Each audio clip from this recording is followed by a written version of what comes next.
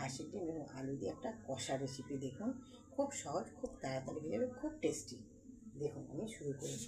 তার মধ্যে একটু নুন, হাফ চামচ হলুদ গুঁড়ো নাড়া করে এবার দিয়ে দেবো আমি ডিমগুলো ফ্রাই করে দেবো। তেলে ঝামেলা আর ভাজা হয়ে গেছে, চলে গেল। আলুগুলো আমি এগুলো ভেজে নেব নুন হলুদ দিয়ে। আমি একটু সেদ্ধ করেছিলাম, অল্প একটুখানি নুন হলুদ দিয়ে দিলাম। এই আলুটা একটু ভেজে নিই, তাহলে বুঝবেন এই জিনিসটা। বন্ধুরা আমি আবার এসেছি, আমার আলু ভাজা হয়ে গেছে। খুব বেশি করা না, কারণ আলুটা আমি একটু আগে বয়েল করে নিয়েছি একটু নুন দিয়ে। যেহেতু নতুন এখন শীতের সিজন, নতুন আলু খেতে খুব ভালো লাগে, তাই নতুন আলু দিয়ে করছি। একটু তেল দিয়ে দিলাম। এবার আমি এই তেলের মধ্যে তেল আমার গরম হয়েছে, আমি এর মধ্যে ফোড়ন দিলাম দুটো তেজপাতা,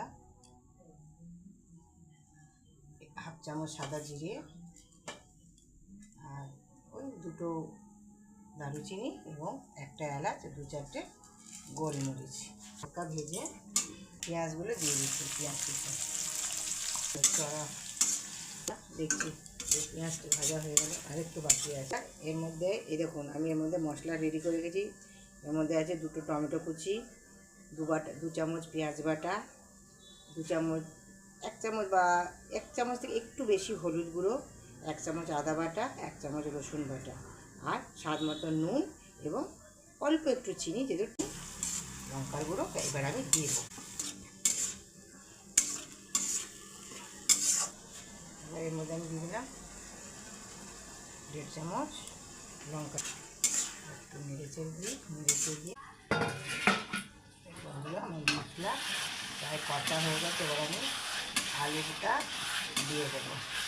দেখুন দাঁড়া, এই 1 চামচ মশলা এটা আমি নিজে বানিয়েছিলাম। এটা এককারি মশলা, এটা আমি নিজেই ঘরে বানিয়ে আমি স্টোর করে রেখে দিই।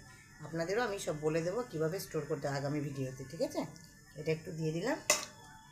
এই এককারি শীতকালে এই নতুন আলু এবং এই হাঁসের ডিম দিয়ে কষাটা খুব ভালো লাগে খেতে, খুব টেস্ট লাগে।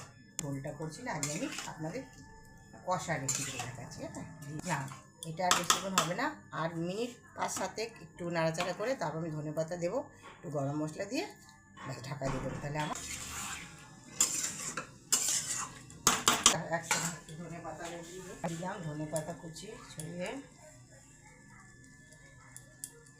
আমার ঘরে বানানো গরম